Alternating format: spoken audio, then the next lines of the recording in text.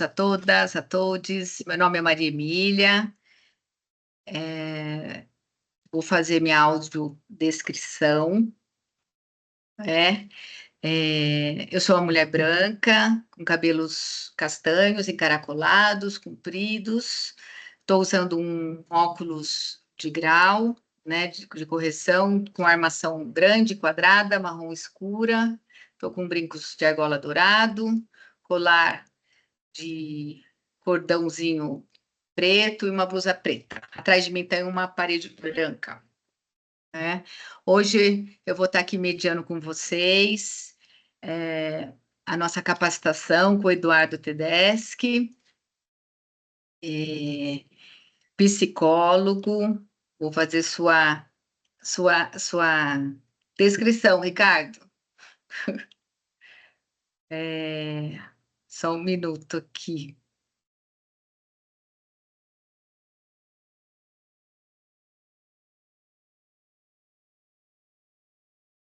Tecnologia, gente, desculpa.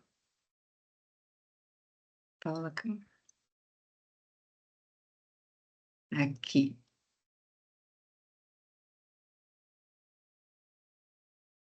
Ricardo Eduardo, mestre em psicologia pela Pontifícia Universidade Católica de Campinas, a PUC, possui graduação em psicologia pela Universidade Paulista, aperfeiçoamento em orientação profissional e de carreira pelo Instituto de Psicologia da Universidade de São Paulo.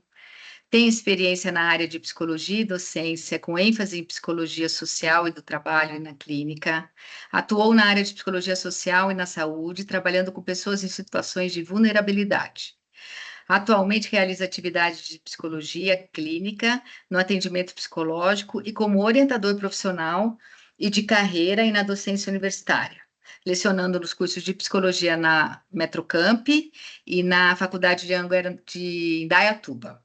Né? O Ricardo está aqui com a gente para conversar sobre o papel da família, né? Da pessoa com deficiência intelectual. Eu espero que seja um bate-papo leve, gostoso e profundo, né? Antes disso, eu vou pedir para vocês deixarem as câmeras fechadas, porque daqui uma semana isso aqui já está no nosso canal do YouTube, então isso está sendo gravado. Então, para a gente ter um pouco de segurança em relação à Lei Geral de Proteção de Dados Pessoais, a gente pede para deixar fechada, e no final a gente abre para as perguntas, para a gente conversar, ter um bate-papo, e aí sim, quem quiser sentir-se seguro, à vontade, pode abrir. Os microfones desligados, por favor, para não atrapalhar, e eu tenho, se caso esqueçam, porque isso acontece, não tem importância, eu tenho aqui, eu posso como desligar, tá? E eu fecho o microfone. Lista de presença. Ricardo vai estar passando a lista de presença mais no final, eu vou estar avisando também, então não esqueçam de assinar. Eduardo, com você. Obrigado, Maria Emília. Boa noite, pessoal. Acho que tem muitas pessoas que eu não conheço, depois eu vejo quem eu conheço também, que às vezes eu sou muito bom com o rosto das pessoas, com o nome eu sou péssimo, mas a gente vai tentando, né? Bom, fazer minha autodescrição, eu sou um homem branco, magro, tenho barbas, uso barba preta, minha barba é preta, meu cabelo é preto, tá começando a ficar um pouco grisalho, meu cabelo é crespo, né? Estou usando um headphone e uma camisa xadrez, né, eu diria. Eu só não vou falar cores porque aí está a minha dificuldade. Eu não enxergo muito bem cores, então o daltonismo não me ajuda nessa hora. Então vou me respeitar nesse momento, mas é uma camisa xadrez, tá bom, gente? Bom, prazer estar aqui, né? Eu não sei se o Ricardo pode colocar a minha apresentação para a gente começar a conversar. É importante falar, gente, como vocês viram ali na própria publicidade, né, da apresentação e da capacitação, que o tema que a gente vai abordar é o papel da família no apoio à pessoa com deficiência intelectual, né? Acho que a Maria Emília já fez a minha apresentação, eu não preciso estender muito mais isso. E principalmente hoje, é importante falar que essa apresentação ela é fruto de uma experiência de pesquisa, mas para além disso, eu acho que é interessante mencionar para quem não sabe que eu atendi por 2 anos um grupo de família na Fundação Síndrome de Down. E é dessa experiência que parte o que eu vou apresentar para vocês aqui hoje. Eu já fiz essa apresentação para as famílias na Fundação no outro momento. Ela está mais amadurecida, então talvez tenhamos algumas informações mais recentes, né? E se tiver aqui algum familiar, uma pessoa que queira se manifestar ao final, vai ser muito grato, vai ser muito bem recebido, e acho que porque talvez é importante dizer que eu estou falando de um lugar enquanto técnico e enquanto pesquisador.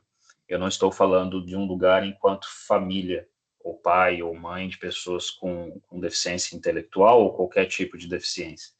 Então, estou falando de uma experiência de vivência minha enquanto profissional, que é um outro lugar, obviamente, né? Pode passar, Ricardo.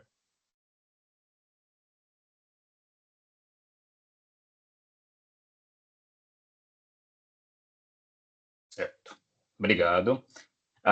Bom, aqui eu só trouxe para a gente lembrar, é importante, nós vamos falar sobre experiências e narrativas de familiares, e não especificamente eu vou trazer como uma receita de bolo o que é o papel da família. Eu vou falar um pouco de como a família se percebe nesse lugar e também o que as teorias dizem, que também partem de um lugar de estudo, né? Então é importante. Mas é importante que, no geral, a gente está falando de inclusão, né? Porque o que eu percebi com a pesquisa é que as famílias também são excluídas, né? Não é só a pessoa com deficiência intelectual que ela entra nesse lugar de exclusão, mas sua família também é colocada num lugar de exclusão, em especial os pais, principalmente, que abdicam de diversas questões para poder cuidar e dar apoio, né? Então tem uma frase do Carlo Lepre, que é um autor que fala muito sobre essa questão da inclusão, de maneira geral, e da pessoa com deficiência intelectual, que eu acho interessante para fomentar e dizer, essa apresentação ela se baseia no tema da inclusão, né, em geral.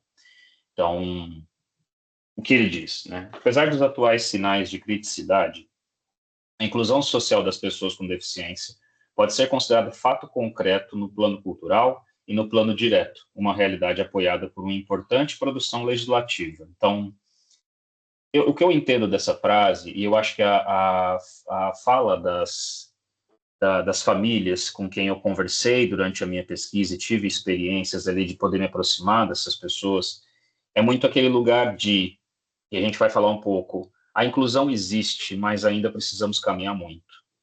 E eu acho que é um pouco do que ele fala, existe uma inclusão, ela está acontecendo, mas existem diversos obstáculos que nós precisamos trabalhar todos os dias, né? Pode passar.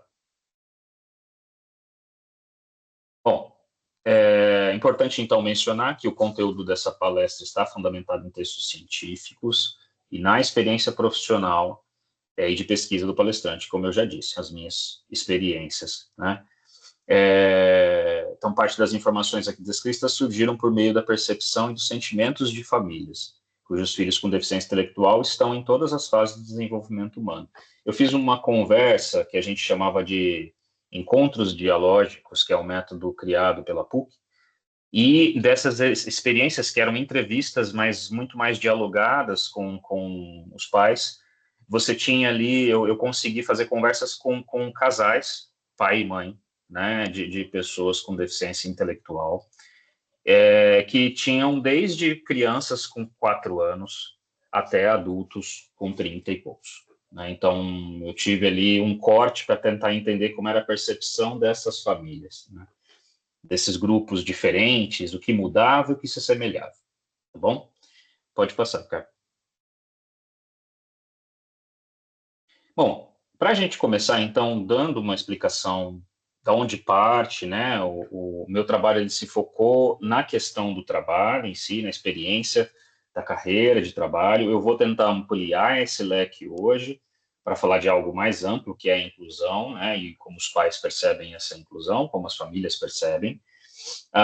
Mas eu vou trazer um pouco o referencial que é mundial. Nós sabemos que existe um modelo do Caio Lepre, o emprego mediado, outros modelos orientais, outras formas de se pensar, mas a que é mais discutida é o emprego apoiado. Mas ela faz muitas conversas com todas as outras, e só que ela faz uma descrição que eu acho interessante do que são os estruturas de apoios. Como a gente fala da teoria dos apoios, né, existe uma coisa chamada taxonomia, que é a descrição do que é apoio.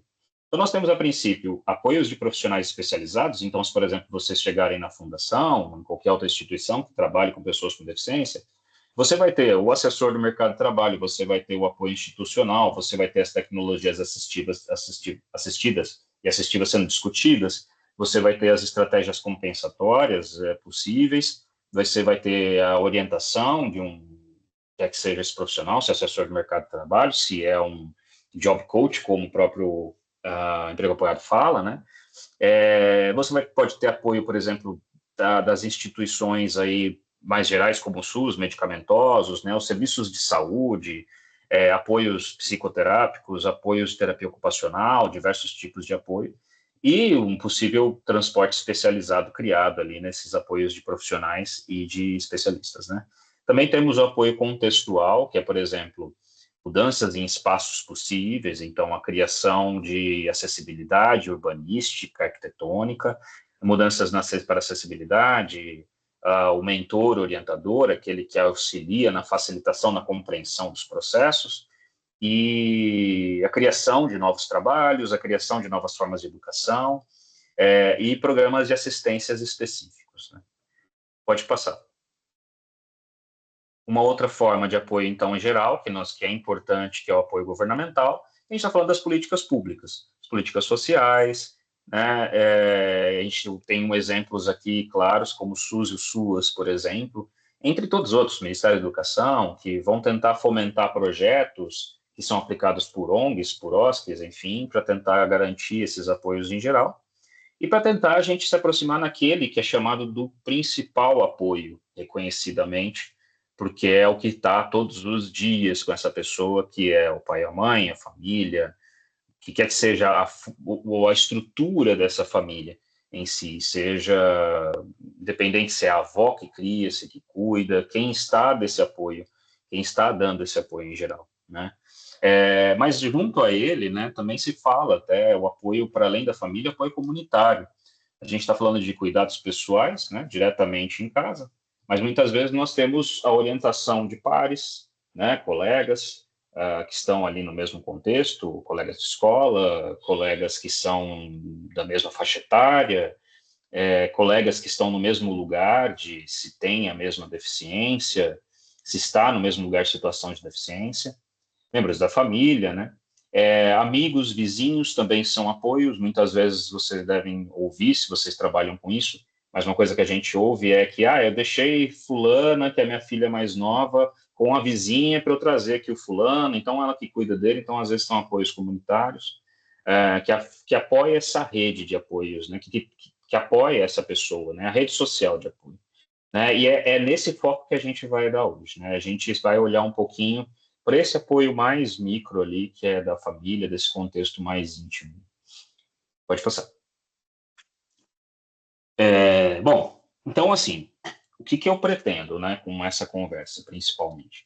Ampliar a compreensão, falar um pouquinho dessa compreensão de pais, né, ampliar para a nossa conversa a respeito do que é esse papel de pai, né? E também trazer um pouco nessa reflexão junto, né? Qual o nosso lugar enquanto profissionais e pessoas que estão próximas dos indivíduos, ou para além disso, uma pessoa que está na sociedade e que está aprendendo o que é deficiência, principalmente o que é deficiência intelectual, né?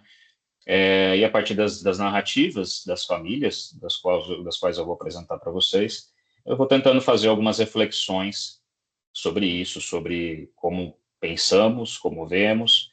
De certa forma, a gente vai ter momentos dessas falas em que muitas vezes as famílias desacreditam na inclusão numa vida autônoma, numa vida autônoma dos seus filhos. E isso é muito caracterizado, gente, por um discurso hoje da sociedade que ele é muito individualista. E quando a gente vai dizer assim, temos que criar possibilidades de autonomia, né? E a autonomia, na sua essência, ela é um processo muito complexo de se chegar. E ao mesmo Eduardo, né, se for pela base do que é autonomia, eu não sou um sujeito autônomo. O autônomo é aquele que cria as próprias leis, aquele que luta contra certas questões. E para a gente conseguir construir uma sociedade autônoma, de fato, a gente precisa se unir, a gente precisa se envolver. Então, quando a gente fala em autonomia, eu não estou falando de um sujeito isolado da sociedade que vai sozinho se virar com tudo. Estou falando de alguém que precisa de apoio, que precisa de ajuda para mostrar o que tem como capacidade, o que pode se mostrar, né? Mas por conta desse discurso, essas famílias se sentem muito abandonadas e, no fim, elas colocam o peso disso sobre um sistema que se diz, inclusive, muitas vezes ele tem problemas sérios que precisam ser discutidos, sim, né? Então, eu estou pedindo para vocês aqui, vamos fazer apesar das famílias colocarem coisas que podem ser prejudiciais para os seus filhos e filhas, ou parentes, vamos olhar, gente, de um modo compreensivo que essas famílias estão também sendo alvo de uma visão que é prejudicial para todas as pessoas com deficiência. E, por fim, ela acaba comprando o discurso porque a onda do outro lado é muito forte. Então, se a gente não se unir para lutar contra essa onda, nada vai acontecer. Então, é uma coisa que a gente vai conversar, vai fazer trocas e vai, às vezes, se desgastar, mas vai caminhar junto, né? Essa é a intenção da minha fala hoje, principalmente. Uma coisa que é importante também falar, gente, é um tema que ele é discutido de modo muito generalizado, né, a discussão de inclusão. Então, quando a gente fala de inclusão, às vezes fica num campo muito abstrato, muito para além, né? Que inclusão é essa? O que a gente está chamando de inclusão? Né? Porque se você for pensar em inclusão, é um espaço para todos. Mas aí você chega lá, esse espaço não está igualitário, ele não tem uma equidade. Ainda falta. E a gente precisa cuidar disso. É desse lugar que as famílias trazem essa experiência e que a gente precisa construir, e que a gente precisa desenvolver, né?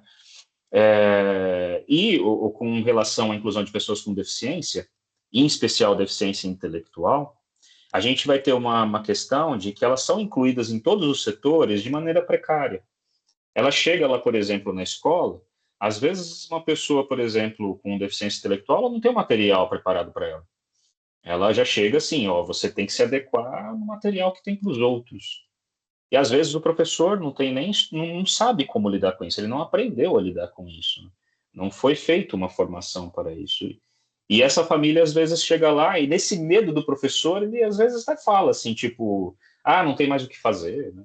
E a gente se protege muito dos nossos temores através da agressividade, muitas vezes através da violência contra o outro, que pode ser sutil. Então a gente precisa cuidar e a família recebe essa carga de violência e às vezes ela devolve, né? Isso é muito difícil para a gente lidar porque vai falar das nossas inseguranças. A gente tem que entender, enquanto profissional, nós somos inseguros em vários pontos. Eu vou falar um pouquinho disso também. Isso vai se reverberando no trabalho, no lazer, em todos os setores da sociedade. Pode passar.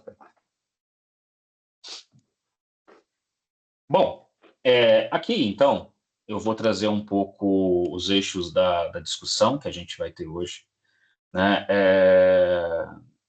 A gente vai falar um pouquinho, então, por essas percepções, em que estruturas eu consegui pensar a partir das conversas com as famílias. Então, que análise foi possível construir com grupos de orientações, a gente junto com os pesquisadores, refletindo sobre essas narrativas das famílias, devolvendo, essas famílias entraram em contato com essas narrativas, né, falaram a opinião deles, se posicionaram também. Então, nós temos, quando a gente fala da percepção da família sobre o mundo, sobre como elas recebem isso, como elas veem, nós temos 4 pontos principais nós temos que existem estruturas que foram criadas e que impactam a inclusão de maneira positiva ou negativa, né? Nós temos percepções e sentimentos a respeito da deficiência, então como eu, familiar, como eu pai, como eu mãe, como eu irmã, me sinto e percebo como o meu irmão, ou meu filho, ou minha filha é recebido na sociedade. Nós temos também a inclusão, e esse foi um ponto de reflexão ali, que acaba sentindo que a inclusão ela é como um símbolo de uma corrida de obstáculos permanentes. Não sei se vocês conseguem ver, eu tentei fazer ali uma imagem, onde você tem pessoas correndo sem obstáculo e uma pessoa com deficiência, síndrome de Down, no caminho dela há obstáculos. Então, é um pouco disso, falar um pouquinho disso, que é sobre isso, de que para as outras pessoas, para nós, não tem obstáculo, a gente corre muitas vezes. Para uma pessoa com deficiência, não, você tem o tempo todo barreiras no meio do caminho. É lógico, a depender da situação social de qualquer pessoa, há barreiras diferentes. Isso é uma outra discussão. Mas para nossa reflexão aqui hoje, essa é uma sensação que as famílias falam, de que sempre haverá barreiras. A inclusão, ela existe, mas ela é sempre com luta, né? Sempre com coisas. E no fim, uma coisa que as famílias se sentem, e aí há um detalhe a gente pensar, que é o protagonismo que essa família se coloca. Essa família se sentir protagonista no cuidado de seus filhos. Né? Pode passar. Bom, sobre as condições estruturais, então. Né? Uma coisa que é notória, que todas as pessoas, todas as famílias falavam, isso ficava muito explícito, é que, por exemplo, com relação ao trabalho, né? Que na escola eles percebiam que está acontecendo algo nas escolas. A gente vê menos escolas especiais hoje, e você vê mais, por exemplo, escolas mais que tentam construir essa inclusão. Porém, quando a gente reflete sobre o trabalho, e eu estou falando do lugar de trabalho porque é o meu lugar de formação, elas percebiam pouca abertura. Né? Isso, sim, eu estou falando de uma pesquisa, gente, que aconteceu ali em 2020, 2021. E assim, e não estavam só falando de pandemia, estávamos falando também do que era pregresso de algumas famílias que os filhos já estavam sendo incluídos. Mas eles sentiam assim, ó, o mercado não vai se abrir, eles não vão fazer, até porque às vezes, talvez, algumas até falavam, meu filho não vai dar conta de fazer o que estão se exigindo para isso. Uma coisa que às vezes eu ouvi também. E aí abria pouca oportunidade, né? E uma coisa que a gente pode refletir pelos dados sociais mesmos da realidade aí, até pegando esse exemplo do trabalho, é que nós temos para as pessoas com deficiência intelectual uma disparidade que a própria lei, às vezes, por não estar bem delineada, a própria lei de cotas, ela causa. Vejam, gente, eu não estou aqui falando que a lei de cotas não é boa, ela é muito importante.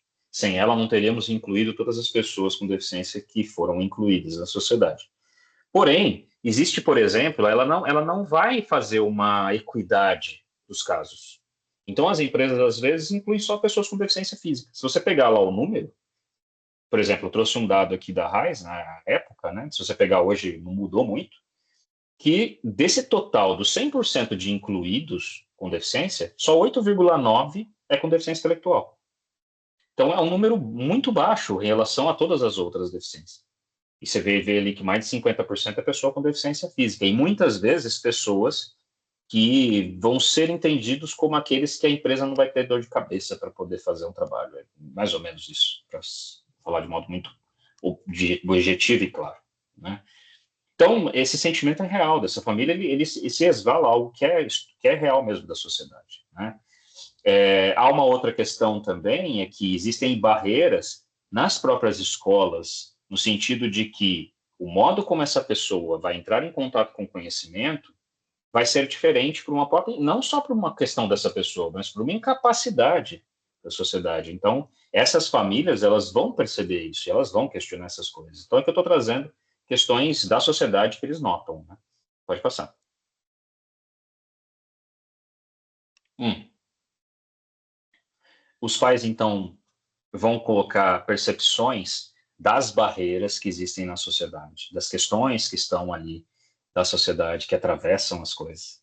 Né? E muitas vezes eles vão perceber também barreiras que são construídas pelo preconceito das próprias instituições que os acolhem. Né? Às vezes eles chegam em instituições e o modo como falam não vai dar certo aquilo, vamos fazer isso, e eles começam a olhar por até aqui. Né? Então, o modo como nós profissionais acolhemos, a gente tem que fazer com muito cuidado, né? Porque essas pessoas já vêm, essas famílias já vêm feridas.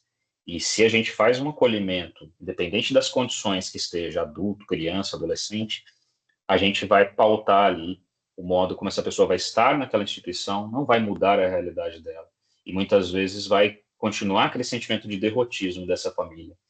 E a atitude dela, os comportamentos, os modos de ser dessa família com os seus filhos e com a pessoa com deficiência intelectual, talvez continue o mesmo.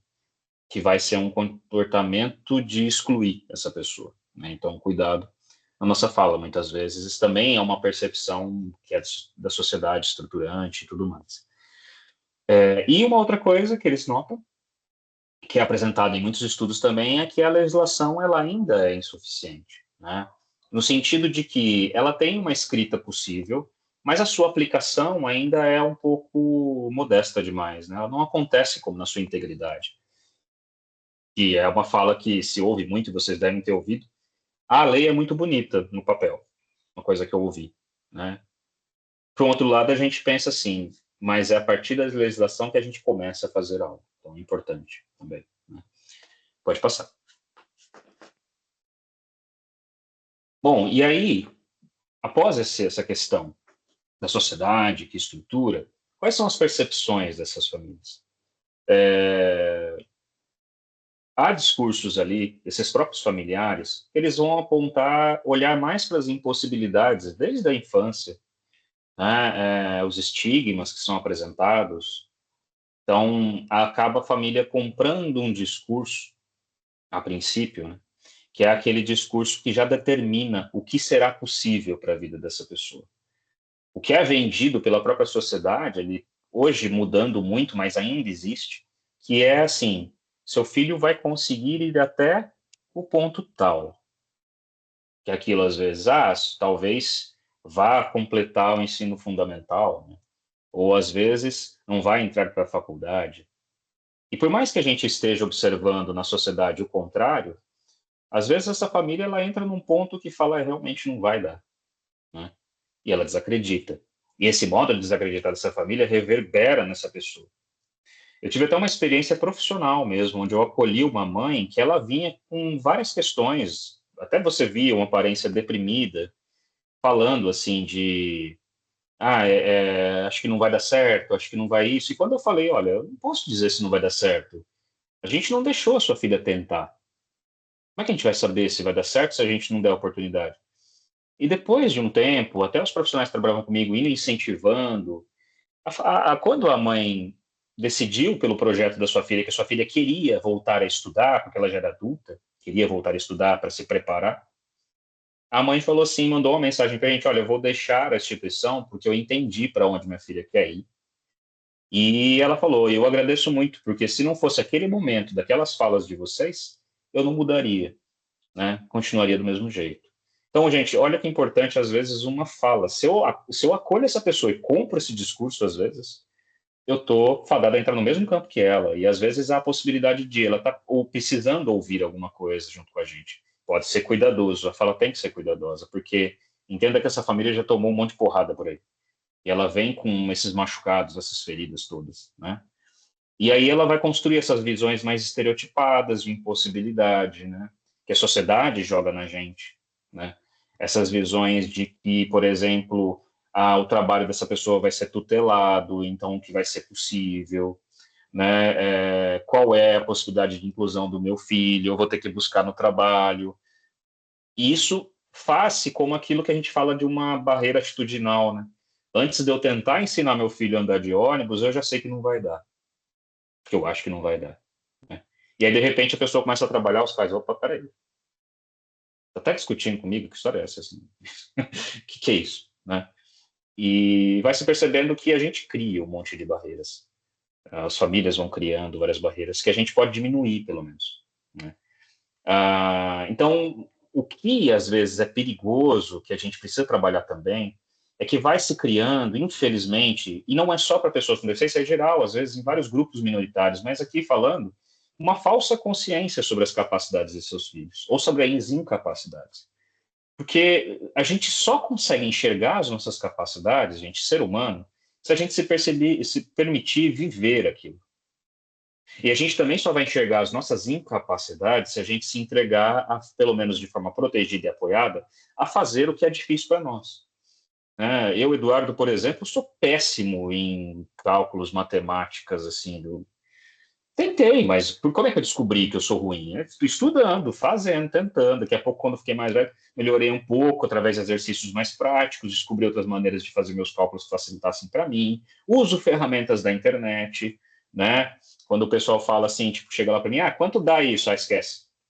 Vamos olhar na calculadora. Muito mais fácil. Para mim é isso. Eu tenho colegas que falam isso assim. Mas que, por exemplo, o raciocínio humano que eu tenho, eles têm mais dificuldade. Né? Então, às vezes, a gente, por não chegar a viver, ou às vezes as famílias não se permitirem a viver junto com seus filhos, às vezes colocam uma barreira. Pode sim, pode ser que elas estejam certas, pode ser que haja uma incapacidade que precisa ser trabalhada, mas é importante que a gente vivencie antes para ver se de fato é incapaz. Não incapaz, diria, mas que tem uma dificuldade significativa. Né? Então, nós trabalharmos um pouco para entender o que eu construí em mim que não é verdade, não é real. O que, na verdade, os outros fizeram com que eu construísse esse ponto de vista, devido ao modo como a sociedade acontece. Né? Pode passar.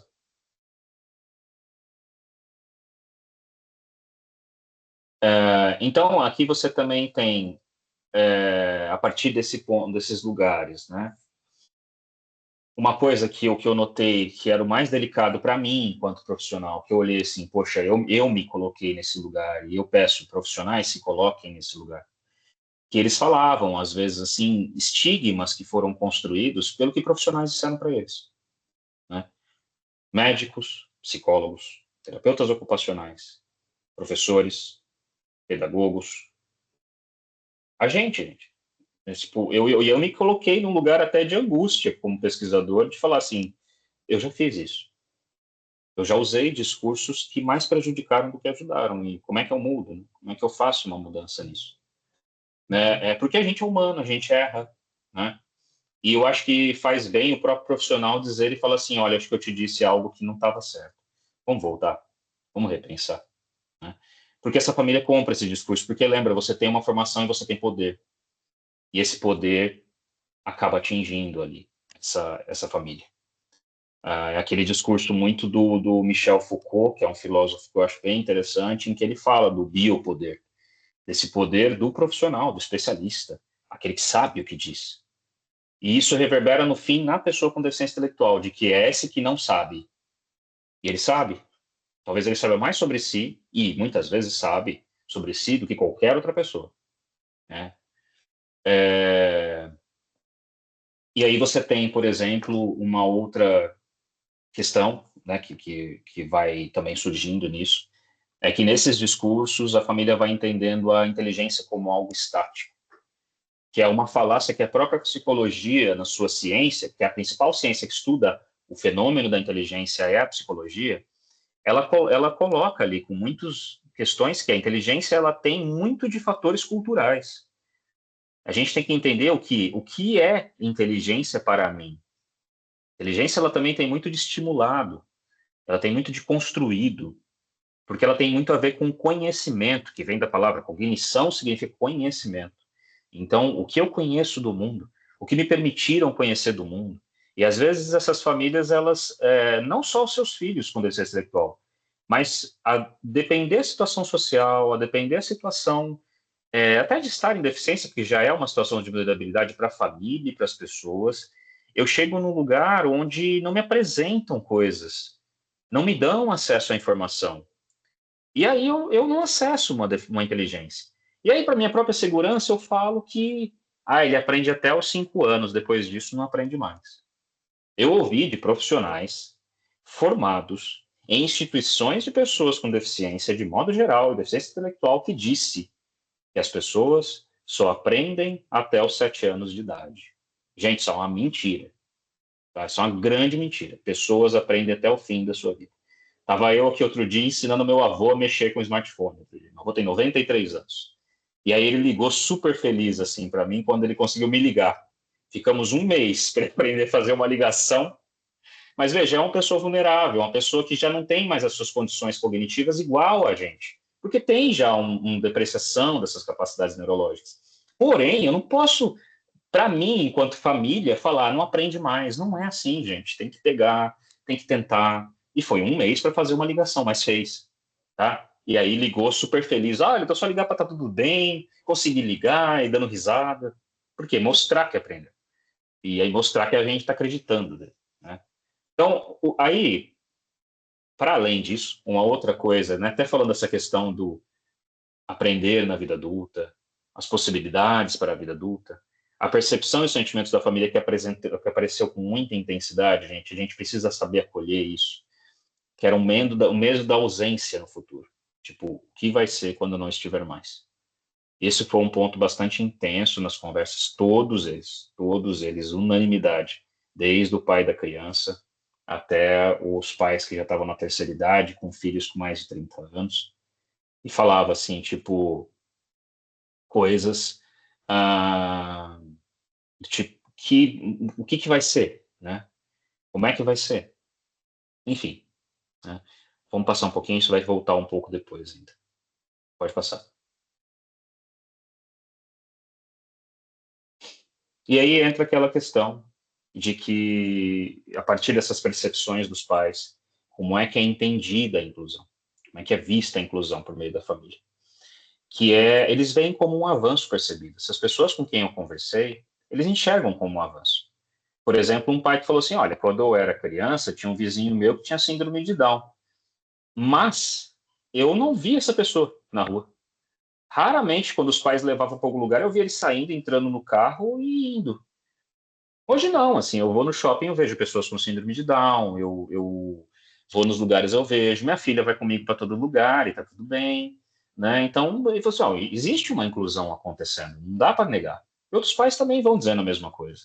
Até um dos pais, uma filha com deficiência intelectual, disseram assim, olha, se talvez ela nascesse hoje, a realidade fosse diferente, né? Porque acho que tantas coisas que não foram possíveis hoje são, né? Então talvez fosse diferente, porque estão percebendo que existe, que a inclusão está provocando, né, algo na sociedade, que existe esse avanço, né? Mas nada é pronto, né? Então nós temos essas coisas. E aí entendendo que, apesar da inclusão, o apoio é um fato, precisa ter apoio. A sociedade, e aqui não estamos falando assim do profissional que vai apoiar, o TO que vai acompanhar, não, a sociedade é o apoio. Todas as pessoas, né? O colega de trabalho. E às vezes é assim, entender que essa pessoa vai ter um tempo maior, ela vai ter uma forma diferente de ver o mundo, ela vai ter um modo divergente ali. Então nós precisamos entender isso. E, e aí nós precisamos, junto a isso, compreender qual é o apoio que, por exemplo, está sendo ofertado a essa família também, e como ela entende esse apoio, né? O que ela espera, que expectativa existe. E aí apresentar o que vai ser possível de fato e o que não vai ser. Porque toda realidade tem seus limites. Nós não vivemos num mundo que. Nós chegamos no mundo, até pensando um pouco no ponto de vista psicológico que eu gosto de estudar, que assim, nós chegamos no mundo, o mundo está aí. Não dá para a gente dizer assim, um mundo cor-de-rosa bonito. Não, a realidade se impõe. Né? Mas aí a gente precisa lutar e contra essa maré muitas vezes, inventando movimentos, né, possíveis. E aí, por conta desse mundo, né, por conta dessas questões assustadoras do mundo, muitas vezes, nós temos estruturas ideológicas estigmatizantes que elas criam essa desigualdade, muitas vezes, por conta até de um cansaço, um desgaste, uma dificuldade. Essas famílias compram esses discursos e, muitas vezes, eles acabam colocando mesmo, não vai dar mesmo, né, não vai ser possível. Né? E aí eles enxergam, tá, tem uma inclusão, mas é até aqui. Né? Porque, às vezes, a sociedade, os sistemas, na verdade, sistemas políticos, sistemas sociais, macro, a sociedade em si, ela vai, muitas vezes, tentar imprimir em nós um ponto de vista que é um ponto de vista derrotista. Fazer com que a gente acredite em coisas que não são bem verdades, né? E para que a gente continue conformado, continue defendendo ideias que nos prejudicam. Então, às vezes, se observa nos discursos da família que, apesar dessa inclusão que está acontecendo mais, aquele mais, a gente precisa cuidar desse mais com muito zelo. Né? Que mais é esse? Né? Pode passar.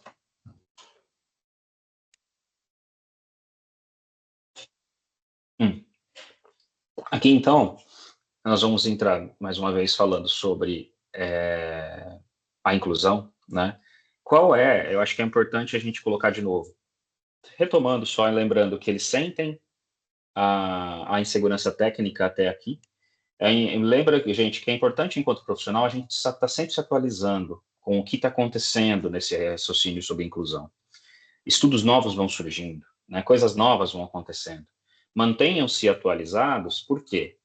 Porque muitas vezes a gente cai nesses discursos que são discursos estigmatizantes. E a gente vem desses discursos para famílias. Poxa, eu estudei tanto, e de repente eu caí de novo, porque a gente tem que voltar para isso. A gente tem que voltar a estudar, para auxiliar essa família a pensar diferente, né? A sempre estar se atualizando também, né? E aí eles sentem muitas vezes que há uma insegurança técnica. A gente acha que eles não percebem que a gente não sabe certas coisas, mas eles notam. Até pessoas com deficiência intelectual também percebem que a gente não consegue ajudar em certos pontos. Então, admitam às vezes para a família, olha, isso eu não sei, mas vamos tentar pensar, vamos tentar refletir sobre.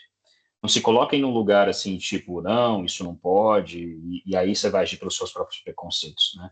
Então, cuidado nessa hora, né? Por conta dessas condições, a gente tem que ter certos receios, porque quando a gente não estuda, não se atualiza, a gente vai reforçando comportamentos na família, que é aquele comportamento muito comum de infantilizar pessoas com deficiência intelectual, né? Que vai colocar muito, crianças não conseguem muitas coisas, crianças são incapazes de certas coisas, e eu gosto de dizer que não é uma criança no corpo de um adulto, como muitos falam, é o adulto que essa pessoa pode ser. Eu, Eduardo, sou o adulto que eu posso ser, né? E essas pessoas são adultos da forma como eles podem ser, né? Ninguém é o adulto perfeito, acabado, enfim. E muitas vezes a gente precisa trabalhar com esses familiares para que eles entendam isso, de que nem você alcançou esse patamar de adulto tão perfeito, porque o seu filho tem que entrar nesse lugar. E às vezes nós, chamados de neurotípicos, né, hoje, nós entramos num lugar de imaturidade também, de comportamento, né, e que às vezes você está parecendo criança, né, fazendo birra, às vezes a gente faz isso, né, e às vezes acontece, e a gente, por conta disso, coloca a pessoa numa caixinha, principalmente pessoas com deficiência, né, que já têm estigmatizados, né, então a gente tem que cuidar um pouco. E esse discurso vem muito trabalhado com a família ali, isso às vezes acontece muitas vezes, né, então a gente precisa trabalhar essas questões. E aí uma coisa interessante, um ponto de vista, de todas essas famílias, é que eles começaram a ver o trabalho como a maior alternativa de inclusão, por exemplo. Essas famílias que eu conversei, elas disseram que enxergam o trabalho como um possível campo onde veem que a inclusão está mais avançada. Por exemplo, não colocaram meu filho numa sala especial de trabalho hoje, né? Hoje, por exemplo, ele está indo para uma empresa e a atividade que ele faz, muitas vezes, é a mesma do colega, né? Que está diferente da escola, que às vezes o professor fica criando atividade especial, né, para a pessoa com deficiência. E eles percebem que não, assim, sabe? Tipo, o trabalho tem sido um contexto que, de fato, com todos os seus problemas, está incluindo. Essa é uma sensação das famílias. Então, o ambiente de trabalho acaba sendo um caminho nesses momentos, né? Independente de como esse trabalho está acontecendo a princípio, tá? Mas pensando aqui um trabalho real, né? Um trabalho possível. Pode passar. Para a gente ir caminhando para um final aqui, gente, falar um pouquinho do último ponto, que é essa sensação da família de se ver como um protagonista nesse processo de inclusão dos seus filhos, né? Os familiares sempre se percebem como principal apoio. Então, assim, muitas vezes pelo trabalho de vocês, em casos técnicos, gente, quando você coloca nesse lugar, tentem entender o discurso familiar, porque essa família vive mais com essa pessoa do que você, técnico, né? Ela está mais presente na vida dessa pessoa do que você. Então, você fala, nossa, mas aquela mãe é tão preconceituosa.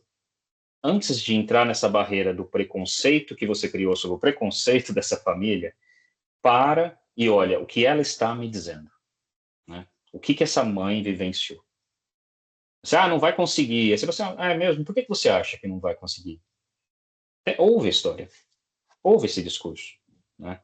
Para vocês terem uma ideia, no processo da minha pesquisa, eu tive devolutivas de pais que falaram assim: agora eu entendi o que eu mesmo estava dizendo. A partir do momento que eles leram a narrativa que foi construída no projeto de pesquisa, no processo da pesquisa, eles olharam assim, nossa, eu disse isso. Assim, por exemplo, das mães que falaram assim que não queriam que a filha fosse por uma vida num trabalho voluntário, que era o que a filha desejava, porque ela achava que aquilo não era trabalho. E ela pegou e falou assim, nossa, eu disse isso mesmo. Eu estou negando o projeto da minha filha, então. Foi uma fala de devolutivo que eu achei super interessante, assim, tipo, porque às vezes é aquilo, eu não fui impor uma verdade para mim. Eu só mostrei para ela o que você disse, né? Foi isso que eu escutei.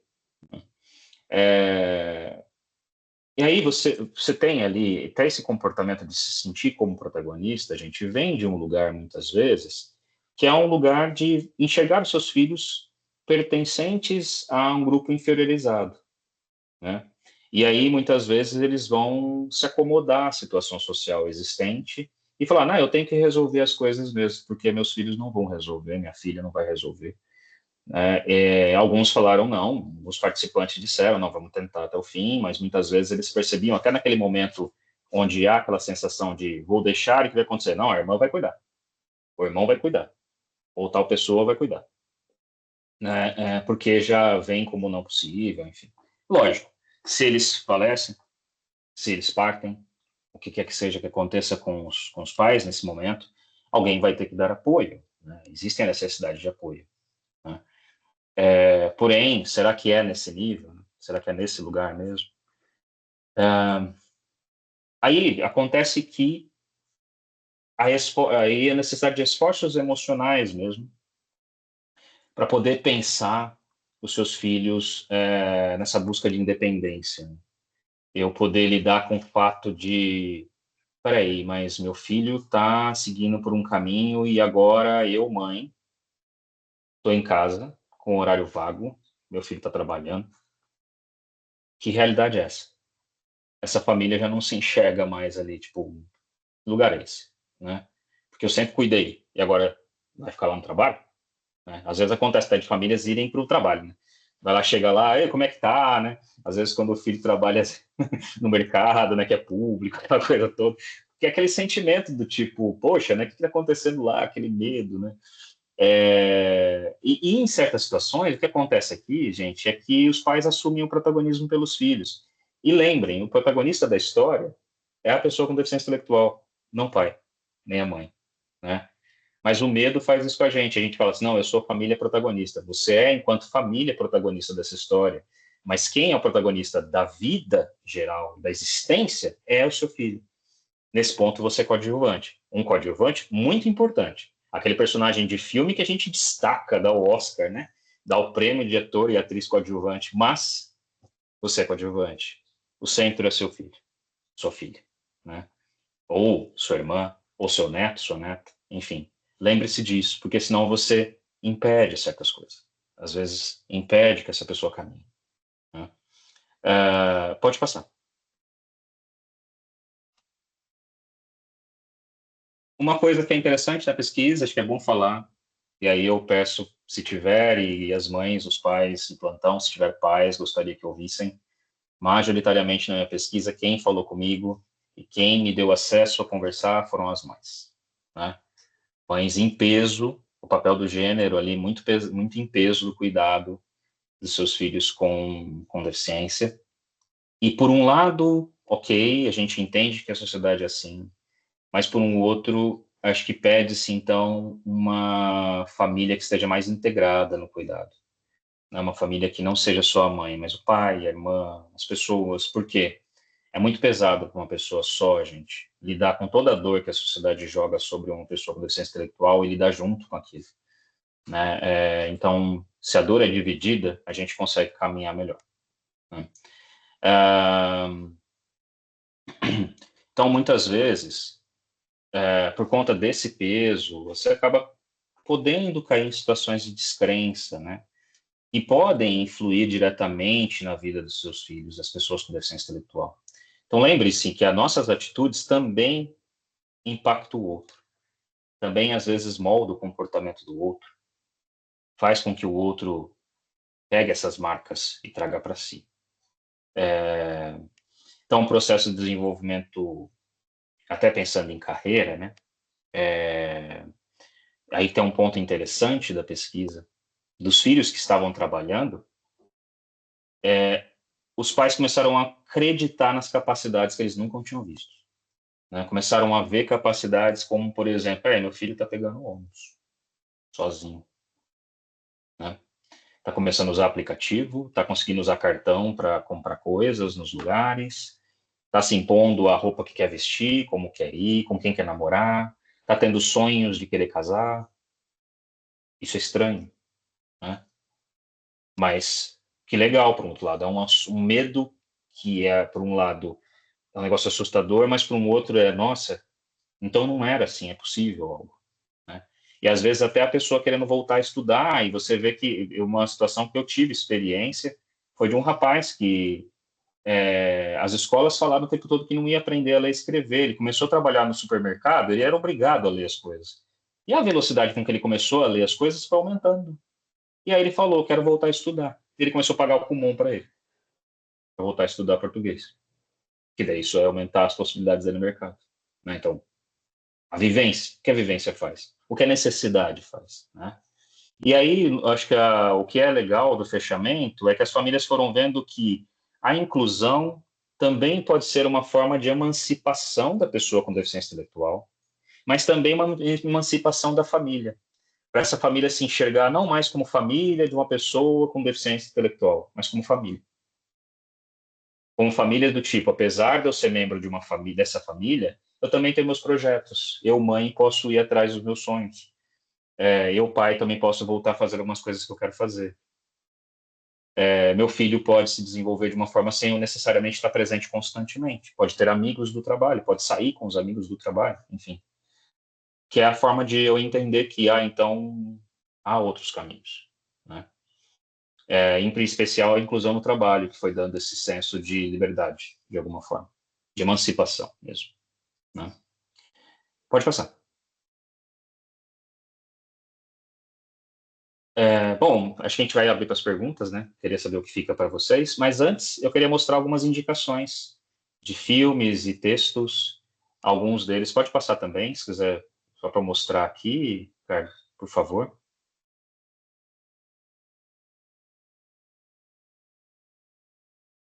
Acho que eu não sei se está passando, para mim não passou aqui.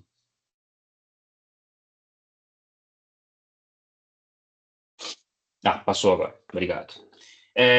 Tem dois textos que, um especificamente, a Fundação revende esses dois títulos, gente, são dois títulos muito interessantes. As bolinhas subiram. Você tem aqui a pessoa no centro, tem um texto que é um relato de uma mãe, que é bem interessante, e o livro em geral é muito bom. Você vai ter um outro texto que eu acho muito legal, que é o Quem Eu Seria Se Pudesse Ser, vale muito a pena. Porque ele fala do Lepre contando de experiências mesmo, das pessoas que ele acompanhou e tudo, é bem interessante. São dois livros do Carlos Lepre que eu recomendo. Pode passar. E você tem alguns documentários. O primeiro está no YouTube, do Luto à Luta, um documentário brasileiro sobre a questão da síndrome de Down. E o outro, Crip Camp. Crip Camp é um documentário histórico muito importante para pensar de forma geral a deficiência, gente. Porque foi um acampamento nos Estados Unidos, da onde surgiu as lutas que deu origem ao Disability Act, que foi a grande referência para o resto do mundo fazer o trabalho sobre inclusões de pessoas com deficiência, enquanto legislação, enfim, e mostra que isso surgiu das próprias pessoas com deficiência. Não foi um governo legalzinho, bonitinho, que trouxe, não, foram as pessoas que brigaram, invadiram um prédio dos Estados Unidos, fizeram tanta coisa, você dá risada às horas, mas é uma coisa impressionante, né? E o último, gente, eu coloco aqui para os técnicos também, mas para as pessoas, a história da Lígia Assunção Amaral. O CRP fez um documentário que está no YouTube. O Crip Camp está no Netflix, tá, gente?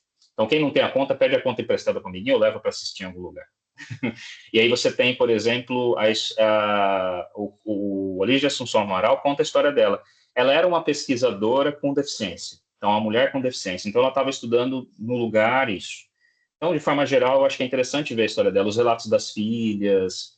Ela era uma psicóloga brilhante, né, que nos deixou cedo, infelizmente. Ele viveu uma vida proveitosa, mas infelizmente partiu já. Mas é uma história muito bonita. Ela tem textos muito importantes também. Tá bom? Pode passar. Acho que estamos terminando. quero agradecer a oportunidade da Fundação para eu poder falar aqui, né? E estou aberto a perguntas. Enfim, obrigado, gente. Nossa, muito obrigada, Eduardo. Acho que foi um caminho bem profundo, real e que ampliou, na verdade, porque a gente sempre está num lugar de olhar todas as barreiras, todas as questões, todos os preconceitos, infantilizações, possibilidades da pessoa, né? Com deficiência, ok, com síndrome de Down, lógico, é o nosso foco, mas a primeira fala que você traz, que a família tá na exclusão, né? A família é excluída, né?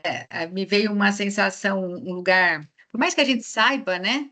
Mas ficou mais recheado, concentrado, parece que tá, você vê um campo, né? Familiar, muito pressionado, em silêncio e ao mesmo tempo se sentindo julgado para poder fazer a diferença para o filho, para a filha, e na verdade eles também sofrem todo esse lugar de dificuldade, de barreira e se posicionar. Então, quer dizer, a hora que termina falando que é a emancipação da família, quer dizer, qual é o lugar, né, de cada um desse ser humano, né, dentro dessa família que tem pessoas com deficiência ou não, né, mas no caso para poder viver realmente na sociedade, né? Que é um padrão muito enraizado, muito antigo, e que a gente se pega 24 horas lutando contra esse capacitismo, esses pensamentos, essas, né? Então, foi muito importante, muito claro, né? Ampliar esse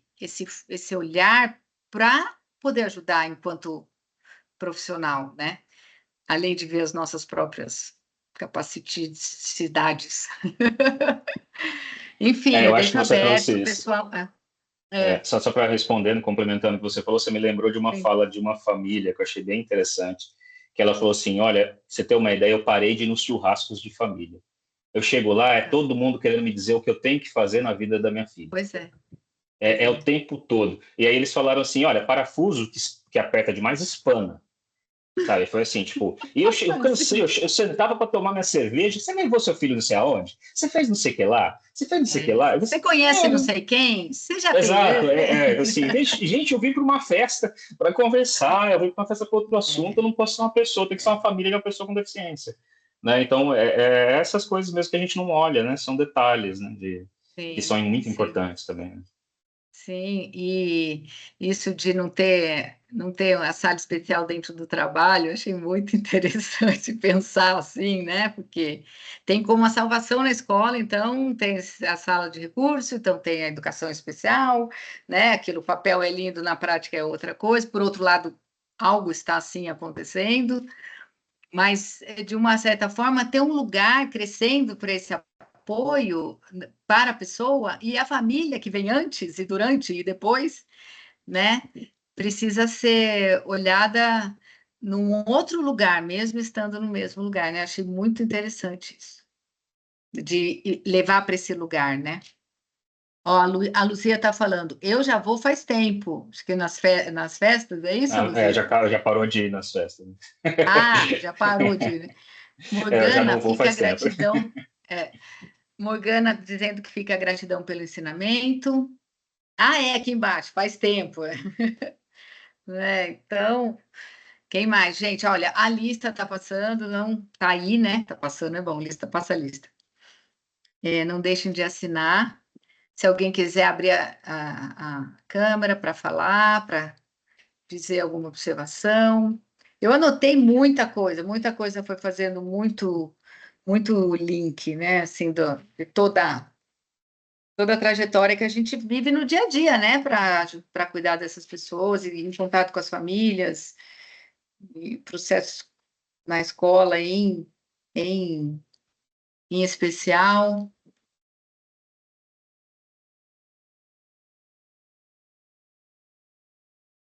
Você falou muito, né, nas entrelinhas e nas linhas do capacitismo, né, Eu não do sei se quanto isso foi já está aqui. determinado. Falhou? Ela falhou para mim. Eu não sei se foi para mim, mas Ah, falhou. não sei também. Eu fiquei falando aqui. Porque Ó, acho que a Cristiane. Larissa levantou a mão, mas acho que você comentou alguma coisa, Ah, não não. vi. Aqui, Larissa. Não, Luzia, né? É isso? Larissa. Larissa, quer falar? Fique à vontade, por favor. Eu gostaria de comentar, eu achei muito rica a capacitação, muito obrigada, Eduardo. Eu também fiz muitas anotações, me chama muita atenção os estereótipos e estigmas vindos dos próprios especialistas.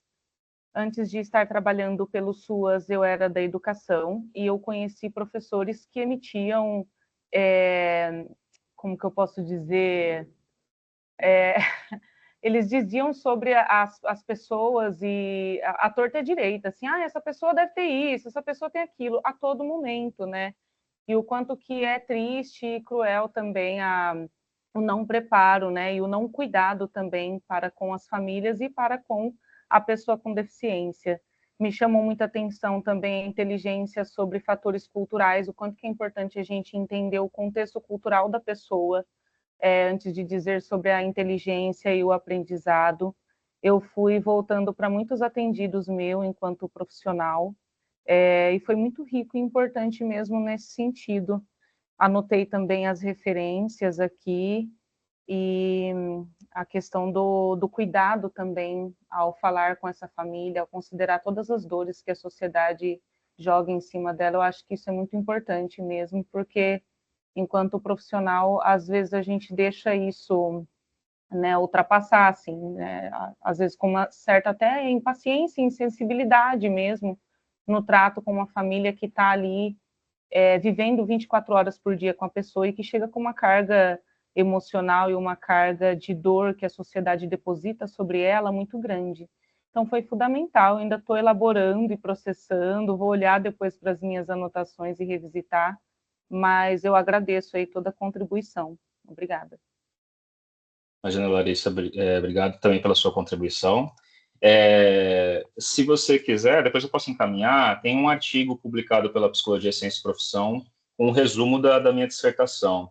Talvez lá vai ter mais referências e você pode acessar, e todo mundo que quiser pode acessar também, né? Posso encaminhar. Nossa, encaminha sim, por favor. Vai ser fundamental para o trabalho que a gente vem desenvolvendo. Eu fico no aguardo. Obrigada, Larissa. Aqui. Isabela, palestra maravilhosa, muito rica. Obrigada pelas referências tão estabelecidas e por todo o cuidado com esse assunto tão relevante. Verdade. Cristiane também quer. Acho que a tese a Obrigado, sua, Isabela. seu material, acho que é bom a gente compartilhar para todos, Tanto a né? dissertação, que é o mais É, robusto, né, que tem mais a informação, dissertação, quanto o artigo sim. que resume. Porque esse é um assunto que mexe, né? É isso que a Larissa trouxe, né? Tem que retomar, tem que, né, assim, rever os livros, esses dois livros, né? A Fundação tem esses livros, né? A gente também bebe dessa fonte, então, assim, dá vontade de ler mais uma vez, depois de todo esse lugar, né? A gente vai realinhando, assim. Muito legal, muito bom, muito importante. Como Para além assina desses, livro? acho que indico outros. O Viajante Inesperado, mesmo por muito tempo, foi meu livro de cabeceira para falar sobre Pois é. pessoas com deficiência. É bem Ele tá interessante. andando. Ele fica comigo na mochila, vai e volta. E se, né? E se eu precisar? Não. Ana levantou a mão, quer falar? Fique à vontade. Boa noite, boa noite a todos. Eu sou Ana Galgani, falo de Aracaju. Boa Vejo noite. que são Opa! profissionais. Estou bem longe de vocês, né? Mas já estive aí em Campinas, no congresso. Então, eu sou mãe de uma jovem de 20 anos de idade, que concluiu o ensino médio. Algumas questões foram colocadas aí que eu nunca enfrentei, do tipo, já não vou no churrasco com a família, não enfrentei isso. Logo no início, quando minha filha entrou na escola, eu ouvi alguém falar, um irmão falou, e não existe escola especializada, escola especial, não. Hoje não se fala nisso, se fala em inclusão. E minha filha vai sentar na escola com todas as outras crianças. Enfim, minha filha é alfabetizada, lê e escreve. Acho que exemplos de outras famílias é muito proveitoso. Então, logo no início, quando minha filha nasceu, eu lembro que fui a uma reunião e lá sentou ao meu lado uma jovem com síndrome de Down e ela escrevia com a caligrafia mais linda desse mundo. E eu pensei comigo, se ela está fazendo isso, minha filha vai chegar aí. Em contrapartida, é muito angustiante você ouvir de um profissional, de um fonoaudiólogo te dizer, assim que sua filha nasce, ela vai completar 15 anos, ela vai estar fazendo, sessões de fonoaudiologia.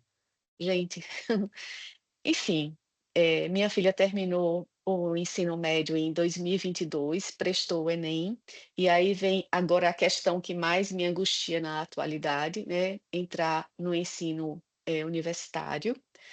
Ela foi eliminada do Enem porque, infelizmente, embora, o MEC, disponibilize os ledores, aquela pessoa que vai transcrever as respostas, que, te dá mais tempo de prova, te dá sala acessível, arquitetonicamente acessível, eles não consideram na correção da prova de redação a deficiência intelectual, o que é um horror isso. Então, embora ela tenha feito cerca de 1.300, 1.400 pontos, na redação e que poderia ter entrado em algum curso, né, ela foi excluída em razão da dissertação ter sido eliminada na redação. Então, o que eu tenho ouvido muito ultimamente é a cobrança da família. O meu papel enquanto mãe, eu até vou abrir minha câmera para que todos me enxerguem. O nosso papel, né, a questão do gênero, eu me sinto sozinha e sempre me senti sozinha. Eu não esqueço nunca quando minha filha entrou no balé, na escolinha ainda, enfim, no ensino fundamental 1, ela foi no primeiro ano no balé, e ela encantada com aquele cenário, quando ela dava um passinho ou fazia algum gesto, a plateia vibrava, porque era uma menininha muito pequenininha com síndrome de Down. No segundo ano de apresentação no teatro, o meu marido falou para mim: ela não evoluiu, acho que não vai adiantar nada. E eu falei para ele: "Você nunca mais fale isso para mim, nunca duvide da capacidade dela". Enfim, minha filha foi em frente e participou do balé, e entrou em escola de dança, e a coisa mais linda, a minha filha. Minha filha hoje, nesses 2 anos que já me disseram, ela já perdeu muito tempo.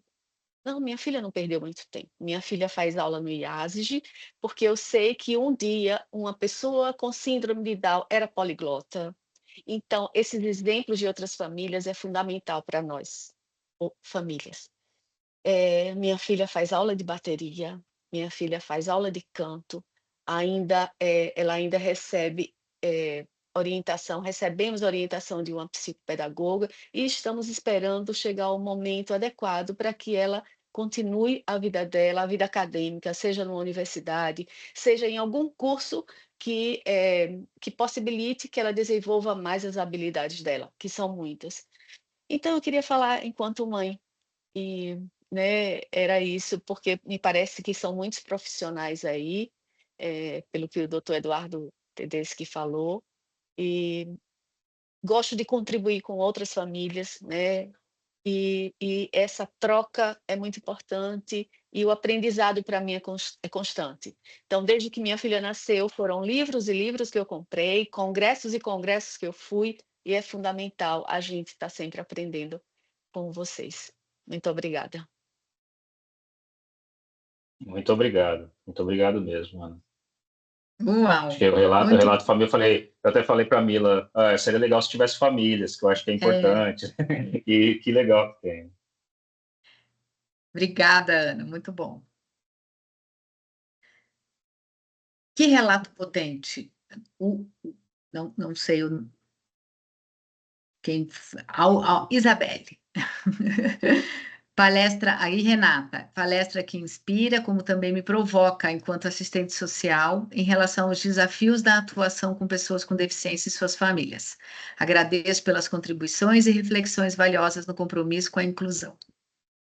Denise Camargo, inclusão é uma forma de emancipação. Lindo relato. É mesmo.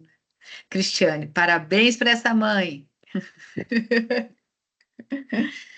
Nossa, tô assim preenchida né? E daria para ficar um bom tempo aqui lembrando, falando, perguntando, lendo. Eduardo, muito obrigada. Acho que a gente já pode ir encerrando. Espero que todo mundo tenha assinado a lista. Agradeço muito esse momento, essa noite, a sua disponibilidade e a sua grandeza em trazer um assunto tão potente, né? E tão desafiador, ainda desafiador, mas que, por outro lado, com a sua fala, dá uma sensação de muita possibilidade, de muita verdade, de muita realização mesmo, né? Para a gente continuar a nossa caminhada e se auto-desenvolvendo, alto,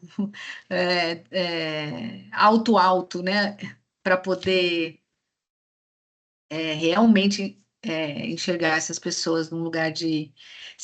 Para a gente conseguir um dia nunca mais falar sobre inclusão, né? Já ser natural, assim, não precisar falar disso. Já, já ser, né? Obrigada e boa noite, pessoal. Eu que agradeço, obrigado por tudo.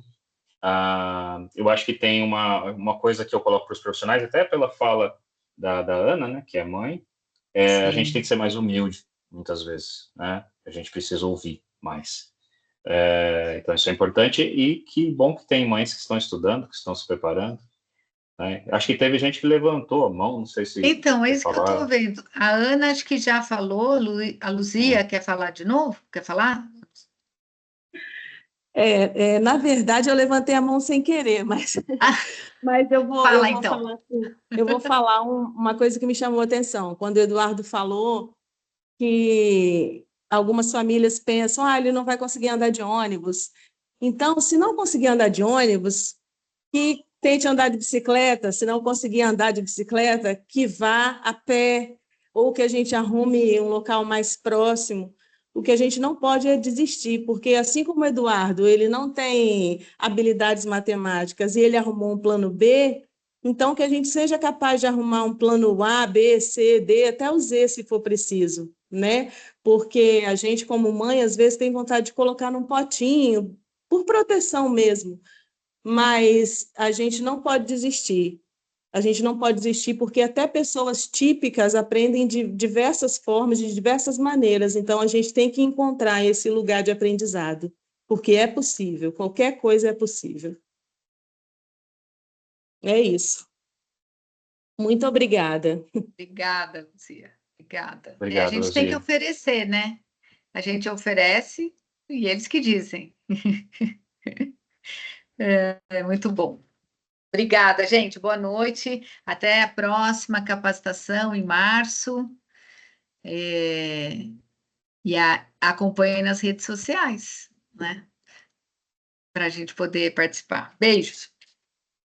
Boa noite, tchau, tchau. Obrigada, Eduardo. Obrigada.